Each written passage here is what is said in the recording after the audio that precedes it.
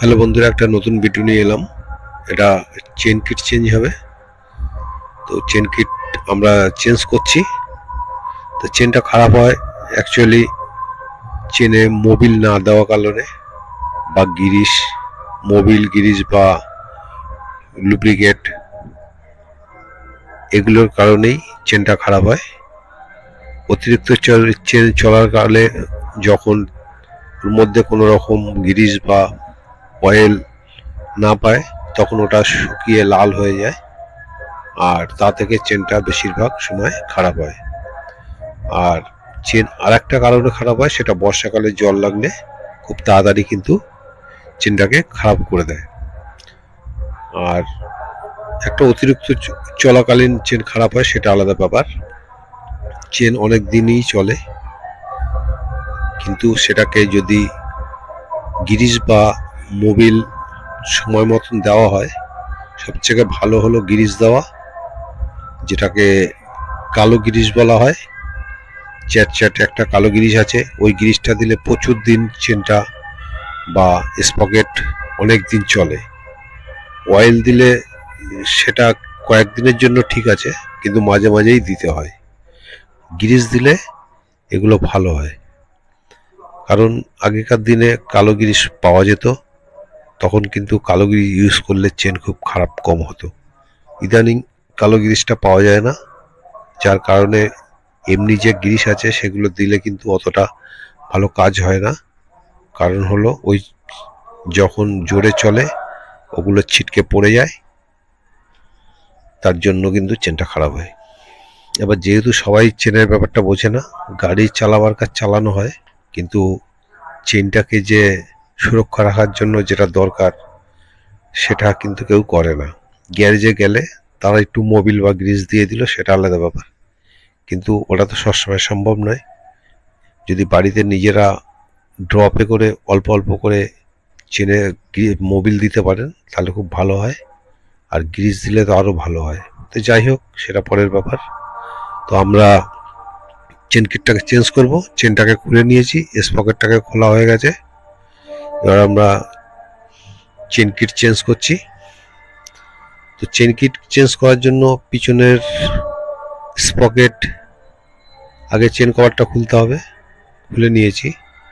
তারপরে স্পকেটের যে nut bolt, চারটে বোল্ট আছে, নাট আছে, নাটটাকে খুলে নিলাম। এবার সামনের স্পকেট খোলার জন্য হাফ যে চেন কভারটা আছে এটাকে বার করে নিতে হবে। এখানে 10 নম্বর বোল্ট আছে দুটো, 10 নম্বর বোল্ট দুটোকে খুলতে হবে। তারপরে স্পকেট লক আছে, স্পকেট লকটা হালকা করে ঘুরিয়ে নিতে হবে। ঘুরিয়ে নিলে একটু জাম হবে, কিন্তু বেরিয়ে যাবে। এবার ওটাকে খুলে আমরা বার করে নেব। তারপর আমরা নতুন জিনিস ইউজ করব। যেহেতু এখানে দুর্গাপুজোর অনুষ্ঠান আছে, তার জন্য বাইরের সাউন্ড আসছে, এতে কিছু করার নেই, একটু অসুবিধা হতে পারে, মানিয়ে নেবেন। আমরা স্পকেটটাকে বার করছি, দেখুন বেরিয়ে গেল স্পকেট আর লক। এটাকে ছোট স্পকেট বলে, কেউ আবার টপ স্পকেট বলে, আর চেন কিট তো অবশ্যই। এবার আমরা নতুনটাকে বসিয়ে নিচ্ছি। আমাদের ভিডিওতে কিছু অসুবিধা হচ্ছে, কিন্তু কিছু করার নেই। ভালো না লাগলেও আপনাদের ভালো লাগিয়ে নিতে হবে, কারণ বুঝতেই পাচ্ছেন সব জিনিস সম্ভব হয় না সবসময়। চেষ্টা করি ভালো করার, কিন্তু সেটা সম্ভব হয় না। তো যাক, আমরা স্পকেটের 10 নম্বর বোল্ট, ওটা কোম্পানি থেকেই দিয়ে দেয়, লক এবং বোল্ট দিয়ে দিয়েছে। আমরা সেই নতুনটাকেই আমরা লাগাচ্ছি। তো এবার আমরা টাইট করে নিচ্ছি। প্রথমে একটা গিয়ারে ফেলে নিতে হবে, তাহলে কি হবে, সুবিধা হবে। আর গিয়ারে না ফেললে স্পকেটটা ঘুরে যেতে পারে, সেদিকে টাইটেরও প্রবলেম হতে পারে। তো যাই হোক, গিয়ারে দিয়ে আপনারা টাইট করে নেবেন। 10 নম্বর বোল্টটাকে আগে টাইট করে নিতে হবে, দুটোই 10 নম্বর।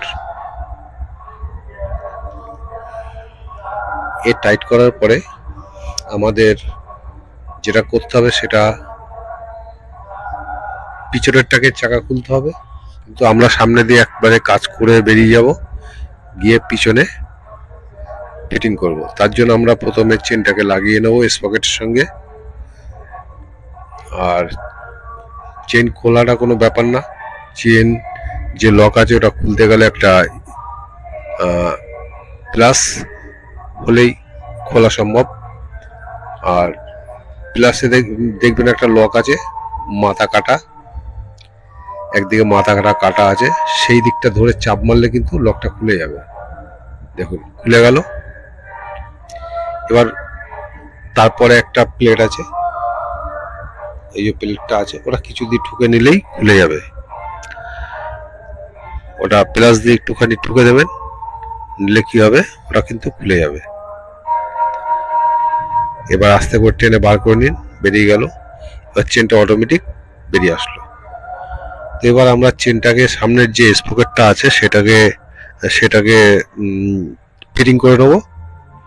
কেন কাজ একদিক দিয়ে করে গেলে সব দিকে সুবিধা হয়, একবারে সব ছেড়িয়ে না কাজ করে ঠান্ডা মাথায় একদিক থেকে কাজ করে যান, তাদের সময় কম লাগবে এবং ভালো হবে। একবারে এদিকে একবার ওদিকে কাজ করতে গেলে অনেক রকম প্রবলেম আসে। তো যাই হোক, সেটা যার যেটা ভালো লাগে সেটাই আমার স্পকেটে সামনে যে স্পকেট আছে এটাই কিন্তু আমরা চেনটাকে লাগিয়ে নিয়েছি। এবার হাফ যে চেন কভারটা আছে সেটাকে আমরা ফিটিং করে দেবো। তাহলে আমার মোটামুটি সামনের কাজ যেটা আছে সেটা কমপ্লিট হয়ে গেল। এবার আমরা এই যে হাফ চেন কভার যেটা আছে সেটাকে বসিয়ে নিচ্ছি। দেখুন এদিকে আমাদের সামনের কাজ মোটামুটি কমপ্লিট হয়ে গেছে। এটার একটা ইঞ্জিনের যে দুখানা 8 নম্বর বোল্ট থাকে, একটা কিন্তু ভাঙা আছে, যা কখনো চেন পড়ে গেছিল তার কারণে ভেঙে গেছে, তো সেটা তাতে লেগে রয়েছে। আমরা সেটাকে লাগিয়ে দিচ্ছি, লাগিয়ে ফিট করছি। এই যে চেনটা পড়ে ভেঙে গেছে এর কিন্তু কারণ এই একটাই, দেখুন ওইটা লাগিয়ে নিচ্ছি, অ্যালুমিনিয়ামটা লেগে গেল, আর ওখানে যেখানে বসাবো সেখানে কিন্তু ভাঙা। এর কারণ একটাই, সেটা হলো এই চেনের রোগ। চেন সবসময়ের জন্য মোবিল হোক বা গিরিশ হোক ভিজিয়ে রাখা ভালো। তাতে কি হয়, চেন কিন্তু ভালো থাকে। চেন বা স্পকেট এগুলো অয়েল থাকলে খায় কম, আর চেন শুকিয়ে গেলে, অতিরিক্ত শুকিয়ে গেলে চেন কিন্তু খারাপ হবেই, বা স্পকেট খেয়ে যাবে, চেন খেয়ে যাবে, সামনের স্পকেট পুরো খেয়ে যাবে। যখন ফার্স্ট গিয়ার দেবেন তখন দেখা যাচ্ছে যে ক্যার করে আওয়াজ হচ্ছে, কিন্তু গাড়ি উঠতে পারছে না। এইগুলো অনেক রকম প্রবলেম আসে। তা এইগুলো যাদের গাড়ি বাড়িতে আছে, মানে যাদের গাড়ি আছে তাদের কাছে বলছি এই জিনিসটা খেয়াল রাখবেন। একটা ডফার নিয়ে নেবেন, আর যে ডপার 2 টাকায় পাওয়া যায় একটা ডপার নিয়ে নেবেন। আর যে মোবিল ইঞ্জিন থেকে ইউজ করা হয়, আপনাদের ফেলে দেওয়া হয়, যেটা বাদ দিয়ে দেওয়া হয়, সেটাকে একবার 1 লিটারের বোতলে ভরে নিলে বেরোবার আগে 2-1 দিন পর পর চেন কভারে একটা ফাটা, মানে ছোট দেখে একটা ফুটো থাকে, ওখান থেকে ডপারে করে অল্প অল্প করে চেনটাকে ভিজিয়ে দেবেন। তাতে কিন্তু চেন প্রচুর দিন চলবে। আপনাদের যদি যে চেন আপনারা লাগানোর পরে দেখছেন 1 বছর চলছে বা 6 মাস চলছে বা 2 বছর চলছে, আপনারা এই অয়েল একবার লাগিয়ে দেখুন, অনেক দিন টিকবে। আপনারা যদি বিশ্বাস না করেন একবার করে দেখতে পারেন, খুবই ভালো হবে। যাই হোক, আমরা এবার পিছনে যেটা আছে সেটাকে লাগাবো। সামনের দিকে আমাদের কমপ্লিট হয়ে গেছে। এবার পিছনের দিকে এই যে ছেলেটা আছে, এ কিন্তু আমাদের নতুন, পুরো নতুন ছেলে, কাজ শিখতে এসছে। যাই হোক, যা বলছি সেটাই করছে, যত তাড়াতাড়ি পারে শিখে যাবে। এবার আমরা পিছনের যে স্পকেটটা আছে বড়টা, সেটাকে ফিটিং করার জন্য আমাদের চাকাটাকে খুলতে হবে। এটা যেহেতু হাফ অ্যাক্সেল আছে তার জন্য কিন্তু আমাদের চাকাটাকে খুলতে হবে। আর হাফ অ্যাক্সেল না থাকলে খুব সহজে করা যায়, এটা অন্য ভিডিওতে দেখিয়ে দেবো। একদম কম সময়ের মধ্যে কোনো চাকা মানে বার করতে হবে না, এমনি লাগানো যাবে। সেই প্রসেস আপনাদের আমি পরে দেখাবো। মানে একটা চেন ফিট করতে গেলে 10 থেকে 12 মিনিটের মধ্যে চেন ফিট করা হয়ে যাবে, যেসব গাড়িতে হাফ অ্যাক্সেল নেই, খুব সহজে। এবার ওটা খুব সুন্দর।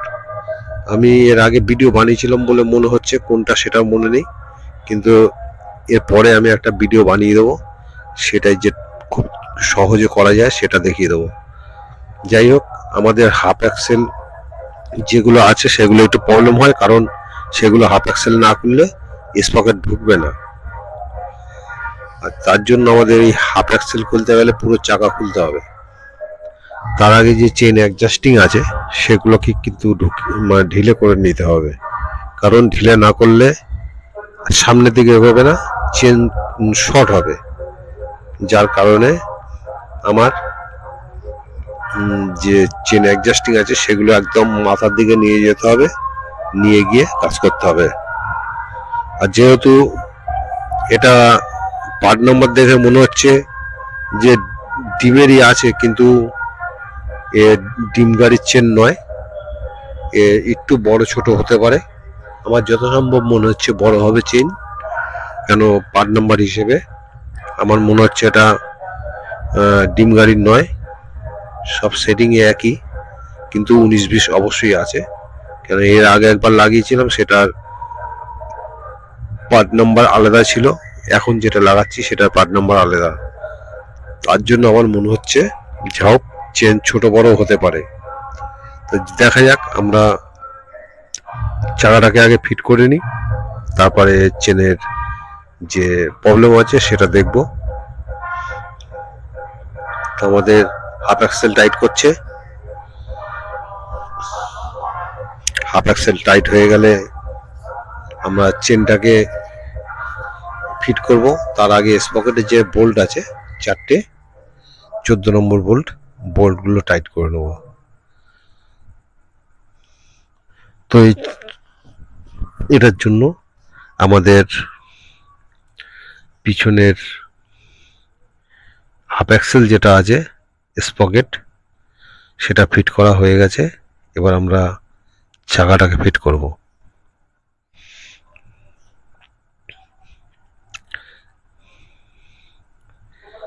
এই যে নাটগুলো আমি লাগাচ্ছি স্পকেটের, আগে টাইট করা হয়নি, এতে গাড়িতে বসে খুললে আর লাগাতে খুব সুবিধে। অনেকে নিচে বসিয়ে খোলে, চাকাটাকে খুলে নিয়ে নিচে বসিয়ে যা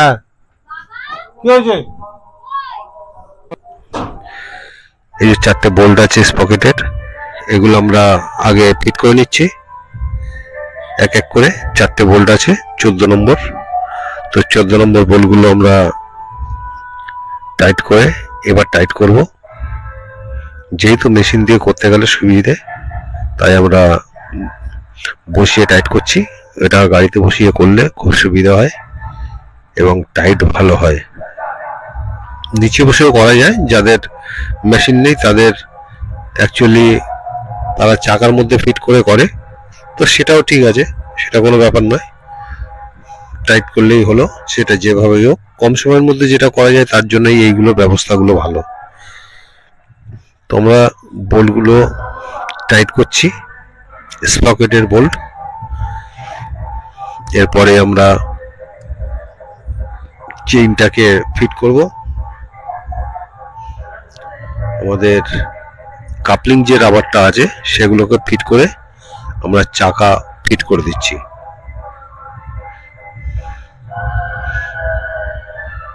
যেহেতু নতুন ছেলে একটু অসুবিধা হচ্ছে, বোঝা যাচ্ছে।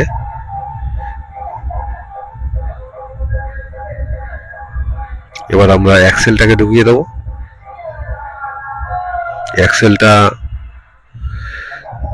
ব্যাস আমাদের মোটামুটি চাকা প্রায় ফিটিং এর পথে, এবার বুশটা লাগিয়ে ব্যাস চাকা গাড়িতে লাগানো হয়ে গেল। এবার টাইটের ব্যাপার সেটা পরে হবে, তো তার আগে আমরা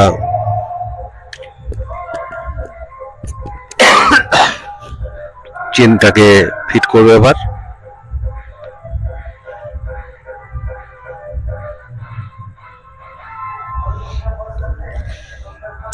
আর একটা জিনিস মাথায় রাখবেন সবসময়ের জন্য,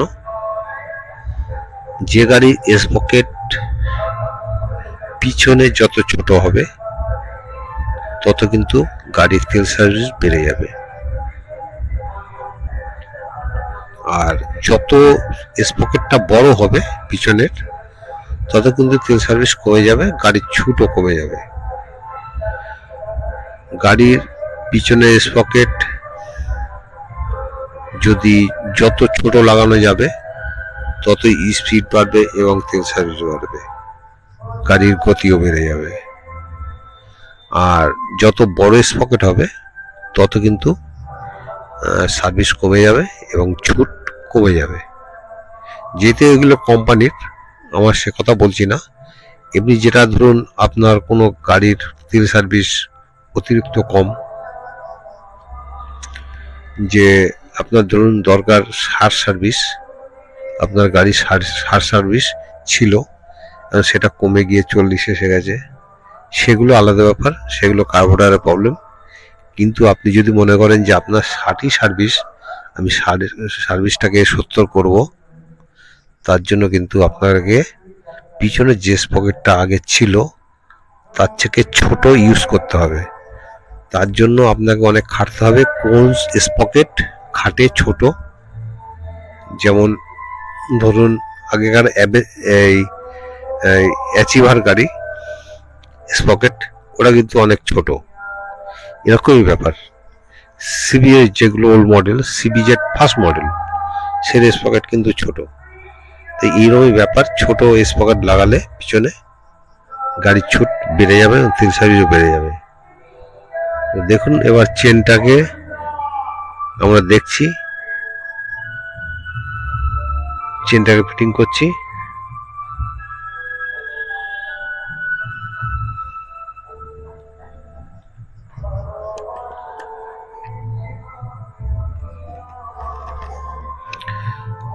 চেনটা কিন্তু বড় আছে, যেটা আমি আগে বলেছিলাম সেটাই কিন্তু হয়েছে।